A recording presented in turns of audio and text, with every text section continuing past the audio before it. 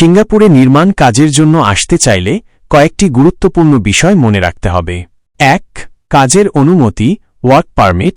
সিঙ্গাপুরে কাজ করার জন্য বৈধ ওয়ার্ক পারমিট থাকা জরুরি।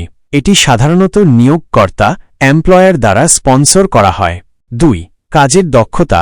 নির্মাণ কাজের জন্য প্রয়োজনীয় দক্ষতা থাকতে হবে, যেমন রাজমিস্ত্রির কাজ, কাঠমিস্ত্রির কাজ, প্লাম্বিং, ইলেকট্রিশিয়ানের কাজ ইত্যাদি।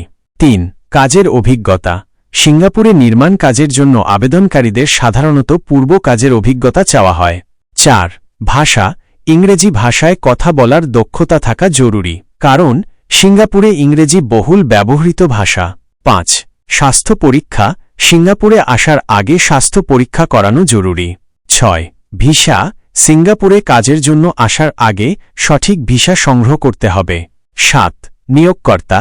সিঙ্গাপুরে বৈধ নিয়োগকর্তার মাধ্যমে কাজের জন্য আবেদন করতে হবে। ৮.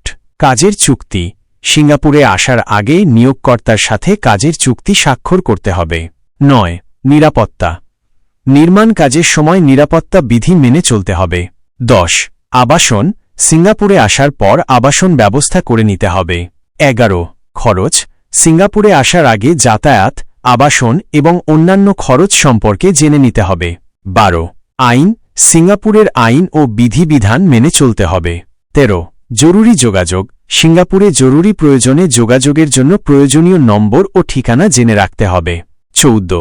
স্থানীয় সংস্কৃতি। সিঙ্গাপুরের স্থানীয় সংস্কৃতি এবং রীতিনীতি সম্পর্কে জানতে হবে। ১৫. নিয়মিত আপডেট। সিঙ্গাপুরের কাজের বাজার এবং অভিবাসন আইন সম্পর্কে নিয়মিত আপডেট থাকতে হবে।